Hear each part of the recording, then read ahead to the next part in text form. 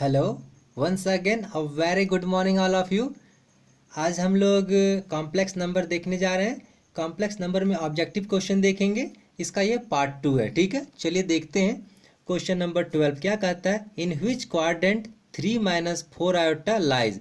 ये complex number कौन से क्वाड्रेंट में लाइज करता है? चलिए ध्यान से देखिए। इसके लिए सबसे पहले क्वाड्रेंट मैंने बना दिया, एक्स और वाई एक्सिस। ये आपको ये पता है, ये first quadrant, second quadrant, third quadrant, fourth quadrant. अब आते हैं इस क्वेश्चन में। स्टैंडर्ड फॉर्म कैसे लिखते हैं? X plus iota Y. ये फर्स्ट वाला एक्स एक्सिस को नोटेशन देगा और ये वाई एक्सिस को। ठीक है, तो देखिए एक्स का वैल्यू क्या है यहाँ पे, ध्यान से, +3। तो +3 इसका मतलब एक्स पॉजिटिव। एक्स पॉजिटिव कहाँ होगा? इस साइड होगा, या तो यहाँ या तो यहाँ। ठीक, और वाई क्या है? -4। वाई निगेटिव, तो वाई निगेटिव ऊपर तो नहीं, नीचे होता है। तो देखिए, और पॉजिटिव और नीचे। ठीक है, तो ये वाला पार्ट हो गया ना। एक्स पॉजिटिव इधर है और वाई निगेटिव नीचे है, तो ये चौथा क्वाड्रेंट दिख गया हमें। तो फोर्थ क्वाड्रेंट इसका हमारा आंसर हो गया। ठीक है, चलिए आगे बढ़ते हैं सेकंड क्वेश्चन में। Right polar form of z = -i और z = 1। पोलर फॉर्म कैसे निकालते हैं? यूँ तो आपको पता है, पोलर फॉर्म के लिए लंबी विधि है इसकी, लेकिन हम लोग यहाँ चाहेंगे शॉर्ट तरीके से बना लें। तो कैसे? और शॉर्ट इसलिए कि सबका शॉर्ट पॉसिबल नहीं है। इसका इसलिए पॉसिबल है क्योंकि यहाँ देखिए एक ही पार्ट दिया हुआ है। ये किसी में रियल पार्ट मिसिंग है तो किसी में इमेजनरी पार्ट मिसिंग है। ठीक है, तो इस टाइप में हम लोग इजीली सॉल्व कर सकते हैं। तो कैसे? z = -i। आपको जस्ट अभी बताया कि x वाला रियल पार्ट है और y वाला इमेजनरी पार्ट है। तो ध्यान से देखिए, इसका मॉडुलस लेंगे तो कितना होगा? 1 मिलेगा। 1 यूनिट दिखा रहा है। ठीक है, अच्छा, अब आयोटा में निगेटिव है तो ये नीचे आएगा y एक्सिस में, तो यहाँ ले लिया मैंने माइनस आयोटा। ठीक है, इसका ग्राफिकल रिप्रेजेंटेशन कितना होगा? 0, -1 हो जाएगा, क्योंकि इसका ये x एक्सिस तो 0 है और आयोटा वाला पार्ट -1 इंटू लिख सकते हैं, तो -1 यहाँ दिख दिए। ठीक है, अब आगे बढ़ते हैं। अब यहाँ से हम लोग जो लिखते हैं, इस एक्स एक्सिस के साथ में ये कितना एंगल बना रहा है? देखिए 90 डिग्री बना रहा है। और यदि ऐसे टर्न लेंगे तो ये टर्निंग इसका मिलेगा आपका क्लॉकवाइज डायरेक्शन, तो -90 डिग्री कहेंगे हम लोग, -π/2। अच्छा, हम लोग इधर से क्यों नहीं मूव करेंगे? ऐसे करके कहने का मतलब एंटी क्लॉकवाइज क्यों नहीं चलेंगे? तो यहाँ देखिए एक एक्सप्लेनेशन है।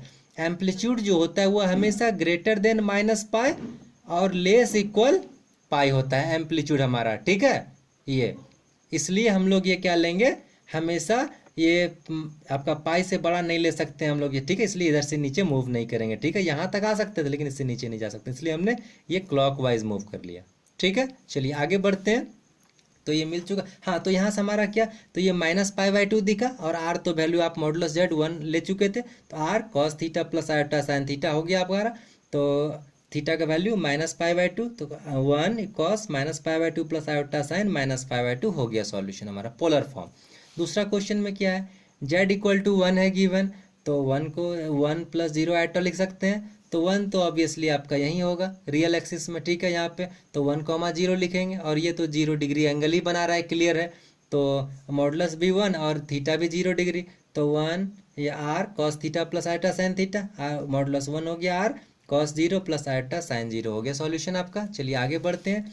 बहुत सिंपल क्वेश्चन है। Write name of real and imaginary axis. तो जस्ट आपको पहले ही बताया अभी, रियल एक्सिस को एक्स एक्सिस, ठीक है, और इमेजनरी एक्सिस को वाई एक्सिस कहते हैं। आगे चलते हैं।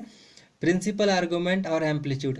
आर्गूमेंट को एम्पलीट्यूड भी कहा जाता है। ये लाइज कहाँ से कहाँ करता है, तो जस्ट अभी हमने डिस्कस किया था, यही वाला है। ठीक है, तो ये क्या है?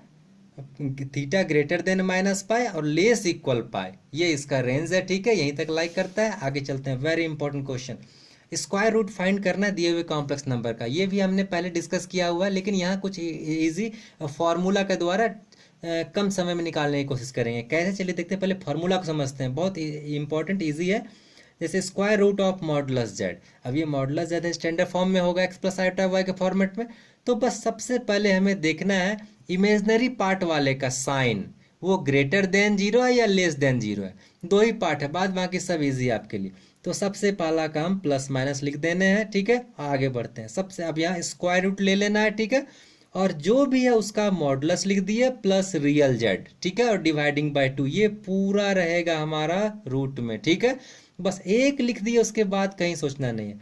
अब यहाँ प्लस आयोटा, प्लस क्यों कब लेंगे? कंडीशन याद देखिए क्या है, इमेजनरी जेड ग्रेटर देन 0 है। ठीक है, तब यहाँ प्लस आयोटा, और ऐसे भी standard form x + iota y लिखते हैं, तो यहाँ आयोटा का आदत रहेगा आपका। ठीक है, फिर से यही सारा चीज़ लिखा हुआ है, ध्यान से देखिए, बस ये प्लस यहाँ माइनस बन गया है, ठीक है, और कुछ नहीं हुआ है।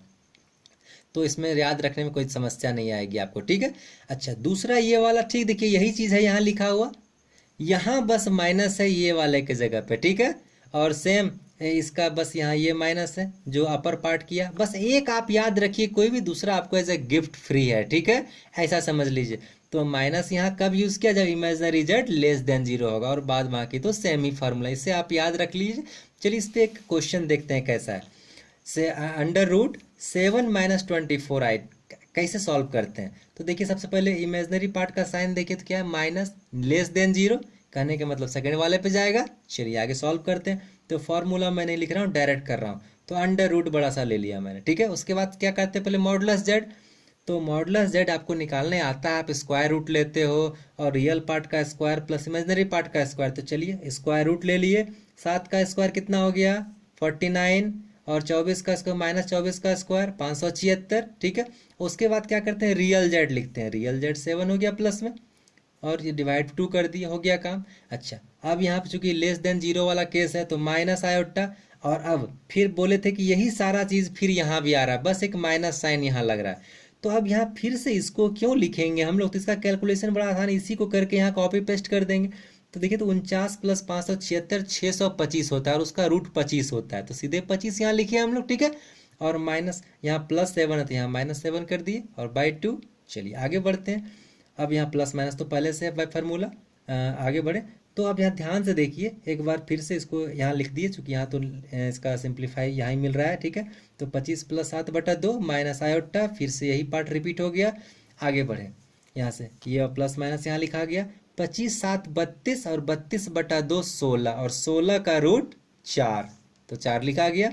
माइनस आयोटा, 25 में 7 गया 18, 18 को 2 से डिवाइड किए 9, और 9 का रूट 3, सॉल्यूशन मिल गया आपका। चलिए आगे बढ़ते हैं। दूसरा इंपॉर्टेंट क्वेश्चन फिर से, क्या √5 + 12 बेटा, इसको सोचते हैं और सिंपल में सॉल्व करें, ठीक है, इतना भी नहीं लिखने का। तो पहले देखिए, imaginary part greater than zero, तो फर्स्ट वाले पे जाएगा, ठीक है। सबसे पहले क्या करते हैं, मॉडुलस जेड, तो डायरेक्ट मॉडुलस नहीं करना, 5 का स्क्वायर 25, और 12 का स्क्वायर 144, दोनों को जोड़ेंगे 169 हो जाएगा, और 169 का रूट 13, ठीक है। और प्लस रियल जेड 5/2, और दूसरे में क्या कहे थे, बस ये वाला साइन माइनस करके जस्ट कॉपी पेस्ट कर दिए, प्लस आयोटा क्योंकि यहाँ पॉजिटिव है हमारा, ठीक है। तो बस हो गया। अब आगे बढ़ जाए, 13 × 5 = 18, 18/2 9, और 9 का रूट 3, फिर यहाँ प्लस आयोटा, 13 में 5 गया 8, 8 को 2 से डिवाइड दिए, कितना हुआ 4, और 4 का रूट 2, हो गया सॉल्यूशन प्लस माइनस हमारा। कितना ईजी है, आप ध्यान से 1-2 बार वीडियो को सुनेंगे, हर एक बात को कहा गया, आपको कहीं दिक्कत नहीं होगी, ठीक है। आगे बढ़ते हैं नेक्स्ट क्वेश्चन में, इवेल्युएट √3 × √5, और दूसरा क्वेश्चन। तो पहले देखते हैं, आपको पता है कि कॉम्प्लेक्स नंबर रूट में निगेटिव एग्जिस्ट नहीं करता है, तो इसका मतलब इस नेगेटिव को हटाना होगा पहले, और आपको पता है √1 = आयोटा लिखते हैं। तो चलिए इसको पहले लिखते हैं √3 × आयोटा, कहने का मतलब √3 × √-1, तो √-1 का वैल्यू आयोटा लिख दिए। दूसरे में भी वही काम कर दिए, ये सब डिस्कस किया गया है पहले वीडियो, जो मैंने स्टार्टिंग में वीडियो बनाया है, ठीक है। आप ध्यान से देखेंगे, यदि कोई प्रॉब्लम होगी तो अब देखिए, आयोटा स्क्वायर बन गया यहाँ पे, और ये √15 हो गया।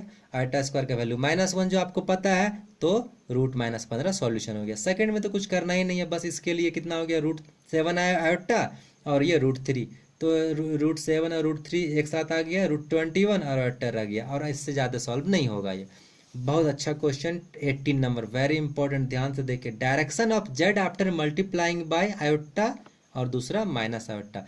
जब कोई भी कॉम्प्लेक्स नंबर में आप आयोटा से मल्टीप्लाई करते हो तो उसका डायरेक्शन क्या होता है, और माइनस आयोटा से मल्टीप्लाई करते हो तो डायरेक्शन क्या होता है। चलिए देखिए, पाला में जेड रोटेट करता है 90 डिग्री एंटी क्लॉकवाइज। एक एग्जाम्पल से देखते हैं इसे हम लोग। एक्स और वाई एक्सिस बना दिया हमें, और क्या आयोटा एक लिया हुआ है ना, पहले एक एग्जाम्पल जेड = आयोटा ले लिया हमने, ठीक है। यहाँ भी आयोटा है, आप कुछ और ले सकते हैं, लेकिन मैंने सबसे छोटा लिया था कैलकुलेशन करने में ईजी बने, जेड = आयोटा ले लिया। अब इस आयोटा को फर्स्ट क्वेश्चन के अनुसार आयोटा से मल्टीप्लाई करते हैं, इसलिए आयोटा जेड, तो आयोटा स्क्वायर -1।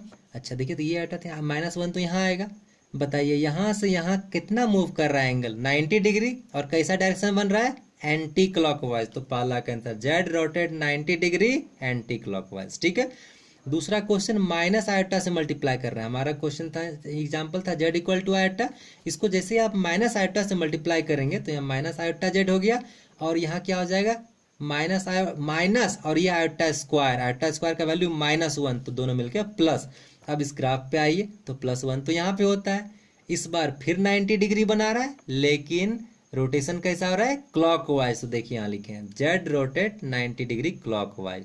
तो सीधी सी कहने के बाद जब आयोटा से मल्टीप्लाई होगा तो एंटी क्लॉकवाइज जाएगा डायरेक्शन और 90 डिग्री मूव करेगा, और दी माइनस आयोटा से मल्टीप्लाई करेंगे तो वो क्लॉकवाइज जाएगा और 90 डिग्री मूव करेगा। Last question very important, easy question. Evaluate omega to the power 2019 plus omega to the power 2020 plus omega to the power 2021। कैसे सॉल्व करेंगे इतना बड़ा बड़ा को? तो आपको एक छोटा सा तरीका फॉर्मूला बताएं। इसका वैल्यू हालांकि 0 आ रहा है, बताए थे ओमेगा का power n, omega power n plus 1 plus n plus 2, इस टाइप का 3 पावर रहे या तो बढ़ते या तो घटते क्रम में, तो उसका वैल्यू 0। कैसे 0, जरा ध्यान से देखिए। ओमेगा का पावर n आप कॉमन निकाल सकते हैं, यहाँ से कॉमन निकालेंगे तो यहाँ हो जाएगा ओमेगा पावर n बाहर निकल गया, और ब्रैकेट में 1 प्लस ओमेगा स्क्वायर, और आपको पता है 1 प्लस ओमेगा स्क्वायर का वैल्यू 0 होता है, और 0 इंटू समथिंग 0। तो इस तरह इसका सॉल्यूशन बन गया। ठीक है, इसके बाद भी कहीं कुछ प्रॉब्लम है तो कमेंट करेंगे, मैं कोशिश करूँगा उससे आपको समझाने की। ठीक है, और आपको थोड़ी सी भी बेनिफिट होती है हमारे वीडियो से, ठीक है, तो प्लीज़ से लाइक करें और सब्सक्राइब करें। और आगे मैं इसके बाद मैं डेरिवेटिव पढ़ाने वाला हूं, तो आप ध्यान से वॉच करें। उम्मीद है आपको सारी चीज़ समझ में आएगी। Okay, have a nice day.